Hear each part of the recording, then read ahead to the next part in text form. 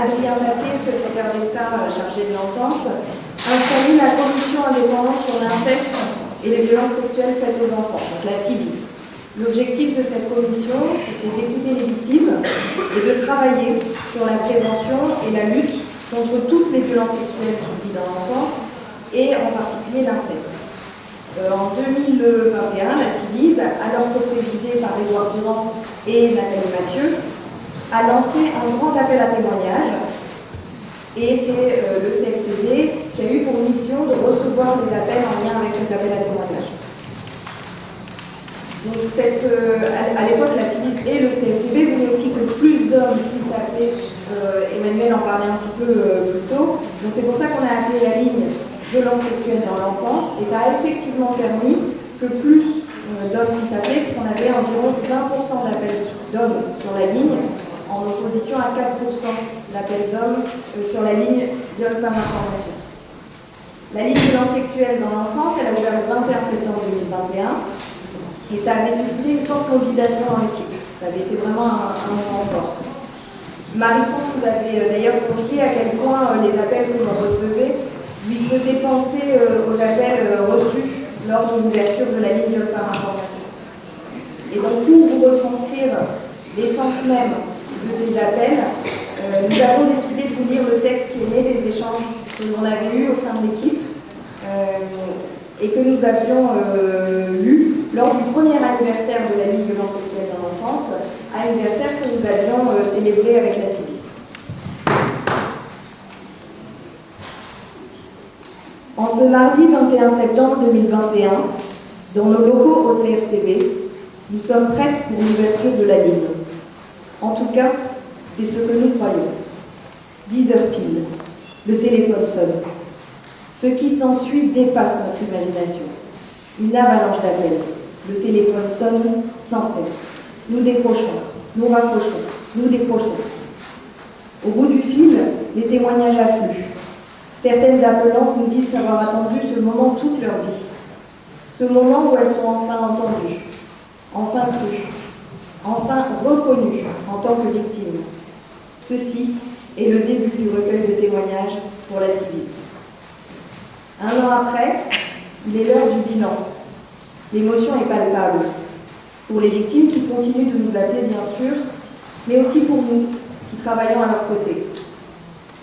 Sur l'année, nous avons reçu plus de 2000 témoignages, avec des personnes qui nous ont appelés à plusieurs reprises, amenant le nombre d'appels de victimes traitées à près de 3000. Et le constat est lourd. Ces appels confirment ce que nous dénonçons depuis 37 ans, à savoir à quel point ces violences dans l'enfance risquent d'amputer des vies. Nous avons été les oreilles d'une multitude de leurs conséquences. L'alcool, la dépression, les suicides, l'automutilation, les liens familiaux piétinés, la confiance en soi qui s'est fait la malle, les carrières professionnelles brisées avant d'avoir commencé, les vocations dont on s'est détourné car elles sont devenues le rappel incessant de ces violences que l'on souhaite oublier. Au téléphone, ces récits nous arrivent avec force. Un torrent d'informations et d'émotions qui a été contenu si longtemps que maintenant que la vanne est ouverte, plus rien ne l'arrête. Chaque question que nous posons en soulève d'autres. Pour un fil que nous tirons, voilà 10 nouvelles informations qui surgissent, pêle-mêle. Il nous semble faire face à une toile dont les ramifications sont sans fin. Et nous constatons comment ces violences commises dans l'enfance constituent le terreau pour d'autres violences.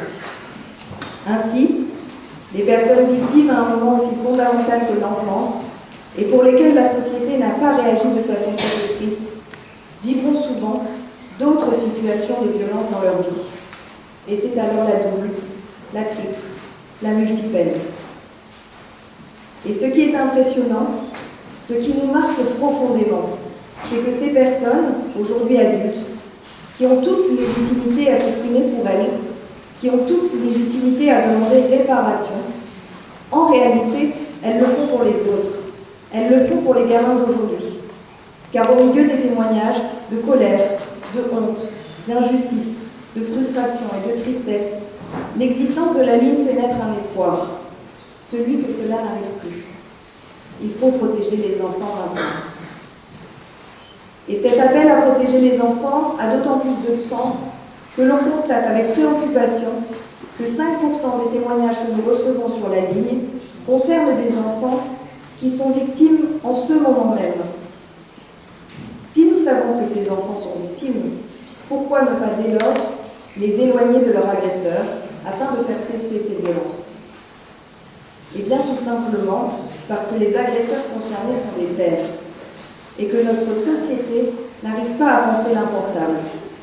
Notre société préfère penser que l'enfant se trompe, voire que sa mère le manipule pour nuire à son ex-conjoint. Les milliers de témoignages d'adultes aujourd'hui nous montrent pourtant qu'il n'en est rien. Alors, après le temps de la parole, vient celui de l'action. Ce que ces personnes souhaitent, c'est que leur prise de parole, diverse, puissante, ne soit pas vaine et qu'elle crée le chemin d'avancées législatives majeures. Il est temps que la société soit à la hauteur de leur courage et agisse pour protéger les enfants d'aujourd'hui et de demain.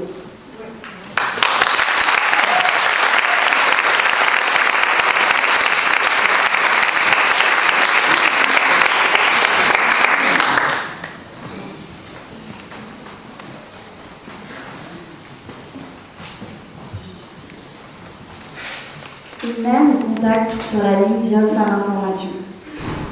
Lors de son premier appel, elle nous relate que son fils, âgé de 7 ans, est victime de viols répétés par le père.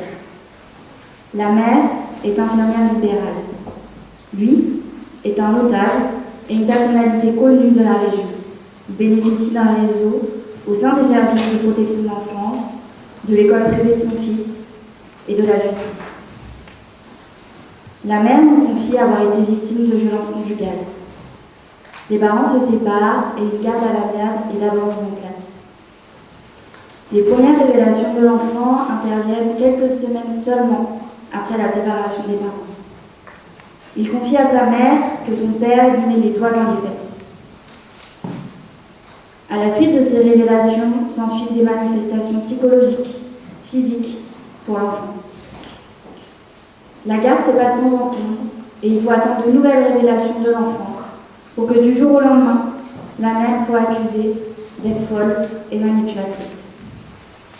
Ces nouvelles révélations interviennent. L'enfant décrit des pénétrations anales.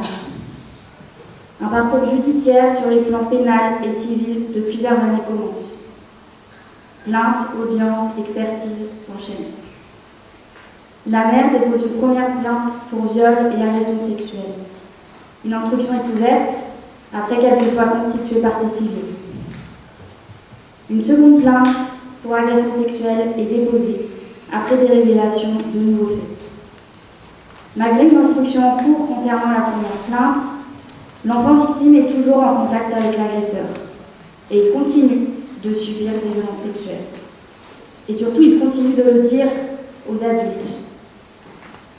Des professionnels auprès de qui l'enfant s'est confié font des signalements au parquet. Le CFCV a également fait un signalement. La défense avance que la mère manipule l'enfant.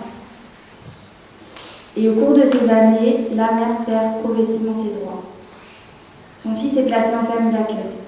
Pourtant, il n'aura de cesse de continuer de parler des violences sexuelles, de dénoncer le père auprès de plusieurs professionnels dans plusieurs lieux, jusqu'à ce qu'il se rétracte en disant avoir menti. L'agresseur obtient alors la résidence principale de son fils. Un mot est prononcé peu de temps après. Pourtant, en tout, l'enfant aura parlé plus de 10 fois à des professionnels.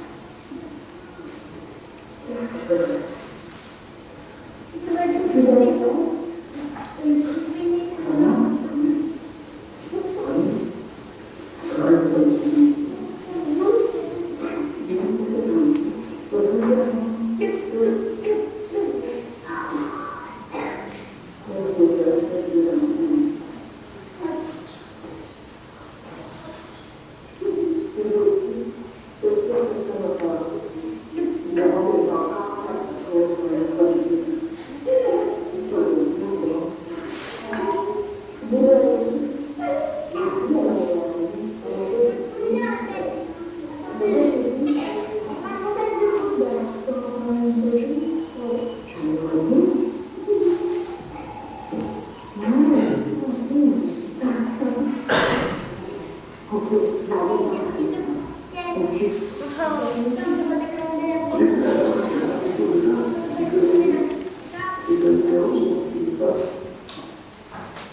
les franges de parce qu'il frappe bien, après la porte de son père. Et comment on peut faire? Ça sert à rien. Lina qui est là, elle vous a apporté des petits autocollants avec le numéro de téléphone que vous pourrez vous coller. Là, peut-être. Et attends, tout à l'heure, si vous êtes vraiment certain de regarder le téléphone, alors c'est un téléphone qui, quand on a des problèmes d'envie, on peut téléphoner, c'est gratuit. On a pas besoin de vous donner des conseils pour expliquer ces problèmes de l'autre côté, les gens qui peuvent aider.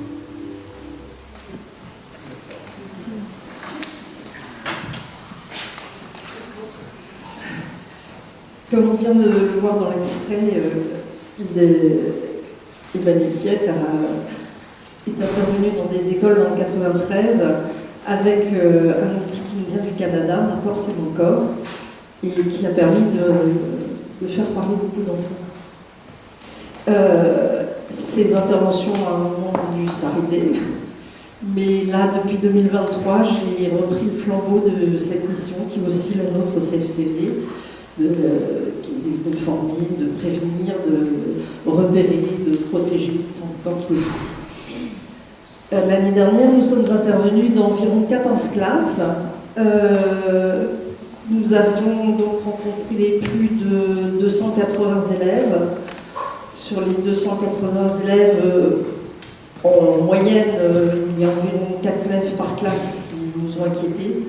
Et nous en avons parlé avec les psychoscolaires et les enseignants de ces enfants. Ça fait environ 58 enfants qu'on a repérés, qu'on a signalés en tout cas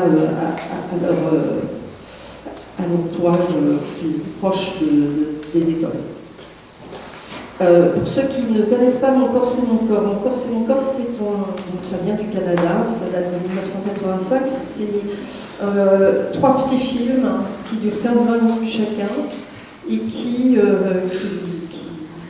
montrent 3 adultes qui sont face à une classe d'enfants qui doivent avoir 8 ans, quelque chose comme ça, 8-9 ans, et ils jouent devant eux des petites scénettes pour pouvoir expliquer ce que c'est que des agressions sexuelles, ce qu'il faut faire.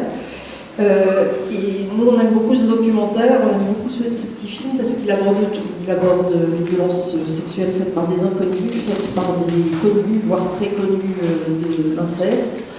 Il aborde les conséquences, il aborde les freins qui empêchent les enfants de parler. Il aborde aussi la stratégie de l'agresseur.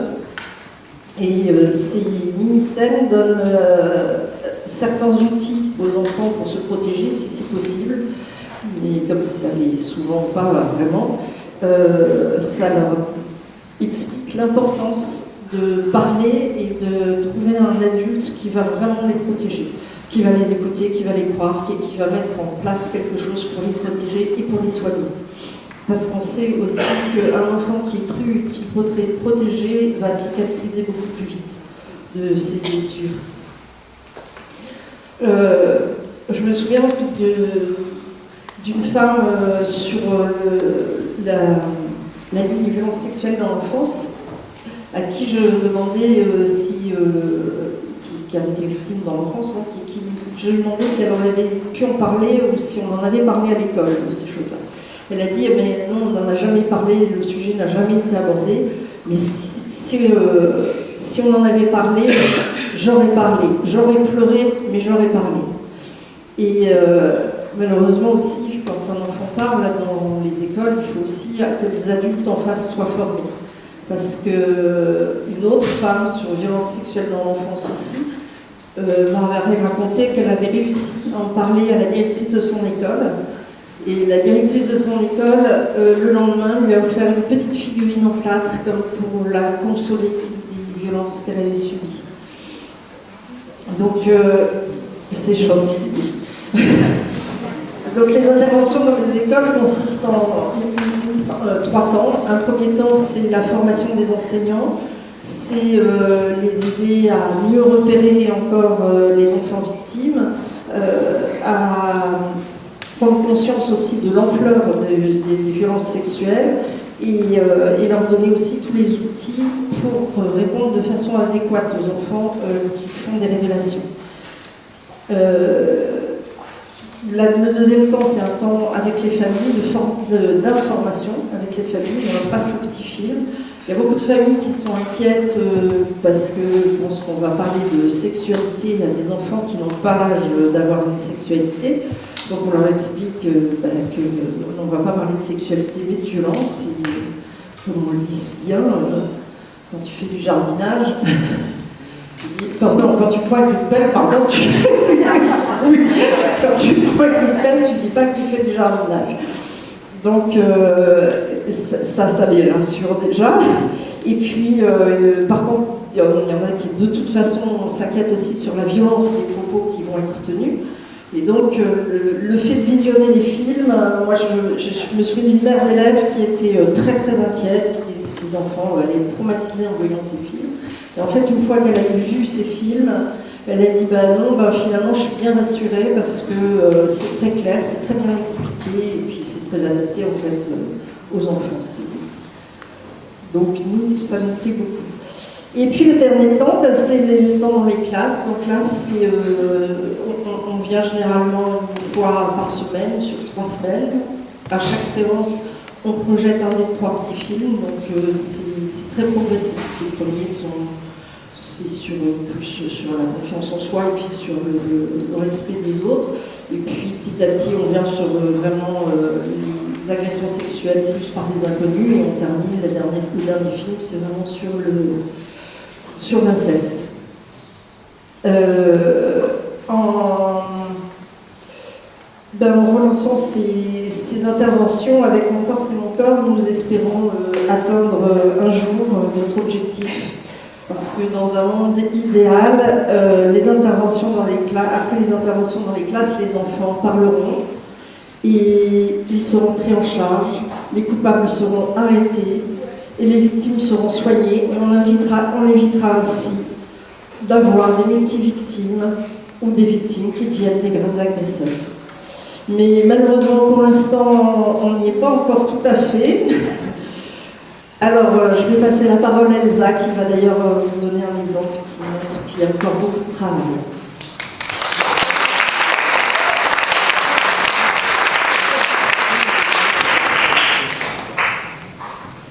Nous sommes contactés sur la violence sexuelle en enfance par la mère d'une fille de 6 ans. La mère a été victime de violences conjugales.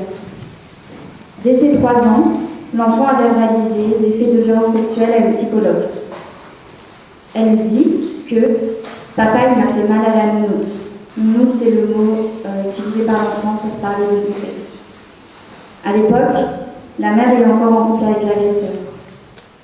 La psychologue aide la mère à partir du domicile. Celle-ci dépose plainte pour violences conjugales et les violences sexuelles sur sa fille. En plus de cette plainte, 5 signalements sont émis par des professionnels.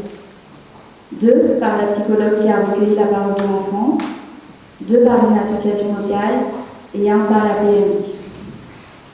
La plainte est classée sans suite, sans qu'une réelle enquête n'ait été menée. La mère s'est constituée partie civile. Pendant 2 ans, elle ne remet pas sa fille à l'agresseur. Une enquête sociale a lieu après le signalement de la PMI. Dans les rapports, il est noté que la mère instrumentalise sa fille et la traite comme un objet. L'enfant est placé en foyer, puis en famille d'accueil. Les parents ont des droits de visite et d'hébergement classiques, un week-end sur 2 et la moitié des vacances scolaires. L'enfant refuse de voir et d'aller chez l'agresseur. Elle explique à sa mère que l'agresseur lui fait regarder des films violents. Peu de temps après, l'enfant souhaite voir son avocate seule. C'est à ce moment qu'elle lui confie des faits de viol sur elle et sur sa demi-sœur, âgée de 22 ans. L'agresseur oblige l'enfant à voir les viols sur sa demi-sœur et à visionner des films pornographiques pour lui montrer comment faire. La pornographie est bien un outil d'abattage dans l'inceste. Les agresseurs montrent à l'enfant pour choquer et refaire. L'avocate signale les faits au procureur, au juge d'instruction, au juge aux affaires familiales et au juge des enfants. La mère dépose plainte. Lors de son audition Mélanie, l'enfant verbalise les faits de viol et d'exposition à la pornographie. Toutefois, contre tout principe de précaution, le juge aux affaires familiales fixe la résidence principale de l'enfant chez le père agresseur. L'enfant verbalise de nouveau les faits de violence sexuelle auprès du juge des enfants et exprime son souhait de ne pas retourner chez l'agresseur et de rester chez sa mère. Malgré tout, le juge des enfants confirme la décision du juge aux affaires familiales. L'agresseur obtient la résidence principale et la mère un week-end sur 2 et la moitié des vacances scolaires, au prétexte qu'elle instrumentalise sa fille. Une association doit organiser le passage de bras, mais en manque de personnel, ça ne peut pas se faire. La mère demande à ce que cela se fasse devant les locaux de police. Cela lui est refusé. Le père s'oppose aussi aux appels de la mère à sa fille. La mère dépose plainte pour non-représentation d'enfant. Elle a aussi saisi le défenseur des droits. Le CFCV aurait aimé l'application d'un principe de précaution en ne mettant pas en contact l'enfant avec l'agresseur, mais aussi la fouille des ordinateurs de l'agresseur et l'interrogation des anciennes compagnes et enfants de l'agresseur.